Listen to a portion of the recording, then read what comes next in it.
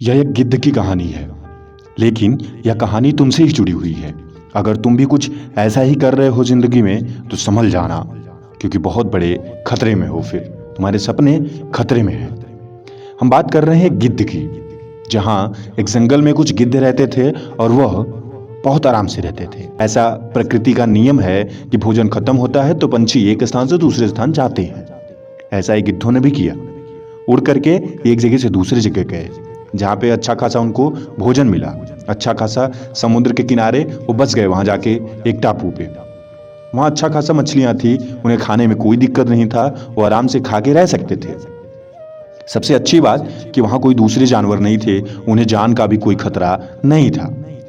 कुछ दिन बीत गए, आराम से वो जिंदगी बिता रहे थे और उन्हें एहसास हो रहा था कि इससे सुखी जिंदगी तो है ही नहीं। मतलब इतना कंफर्ट कहाँ मिलेगा। तो उन्होंने ठाना कि अब हम लोग यहीं रहेंगे पूरी जिंदगी। ज्यादातर उसमें से नौजवान गिद्ध थे, तो उन सबको लगा कि यह बेहतरीन जगह है, इससे अच्छा कहीं नहीं मिल सकता और हम इसे छोड़कर भी कहीं नहीं जाएंगे, क्योंकि वहां परिश्रम कम करना होता था, भोजन अच्छा मिलता था और खतरा भी किसी से नहीं था। लेकिन उन्हीं में एक बुजुर्ग गिद्ध भी था, जिसे पता था कि हम बहुत आराम कर रहे हैं और यह हमारे नेचर के खिलाफ है, हमारे व्यवहार के खिलाफ है। तो उसने एक दिन सभा बुलाई, सभी गिद्धों की सभा बुलाई और उसमें कहा कि हम लोग अपने व्यक्तित्व को भूल रहे हैं, अपने व्यवहार को भूल रहे हैं इस सुखमय वाली दुनिया की वजह से। हमें यहाँ पे इतना आराम मिल रहा है कि न तो खाने की चिंता है, न ही अपने जिंदगी को जीने की चिंता है, न ही किसी का खतरा है। इसलिए हम परेशानियों से भी लड़ने के लिए कुछ भी नहीं कर रहे हैं, यानी कि हम बिल्कुल आराम की जिंदगी जी रहे हैं। फिर गिद्धों ने कहा कि हो सकता है इसकी उम्र बढ़ने की वजह से यह पागल हो रहा है। यानी कि बुजुर्ग गिद्ध की बात किसी गिद्ध ने नहीं मानी। फिर बुजुर्ग गिद्ध ने उन्हें इस बात की चेतावनी भी दी कि अगर तुम लोग यहीं रह गए तो एक दिन मारे जाओगे, क्योंकि धीरे धीरे तुम लोग उड़ना भूल रहे हो। गिद्ध ऊंचा उड़ने के लिए प्रसिद्ध होता है, लेकिन वहां के गिद्ध उड़ना भूल रहे थे, क्योंकि उन्हें आराम मिल रहा था। उड़ने की कोई जरूरत थी नहीं, क्योंकि कोई जानवर था नहीं। आराम से मछलियां मिल जाती थी, वो खा के आराम से आराम करते थे, बैठे रहते थे।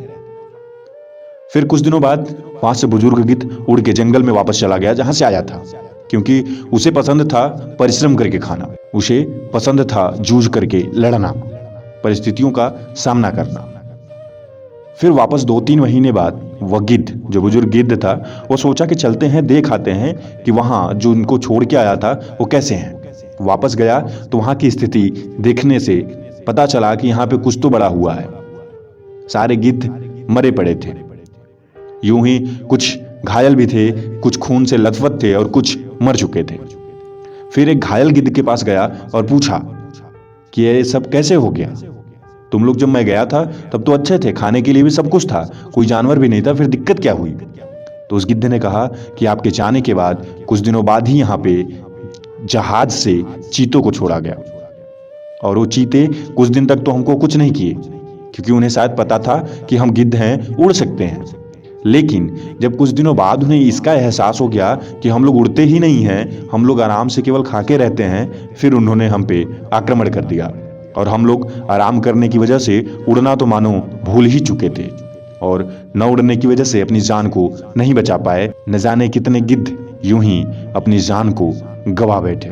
तो इस कहानी से हमें यह सीख मिलती है कि हमें कभी भी अपने कंफर्ट जोन को, अपने आराम के व्यवहार को इतना नहीं बढ़ाना चाहिए कि हम जिस चीज के लिए बने हों उसको भी भूल जाएं।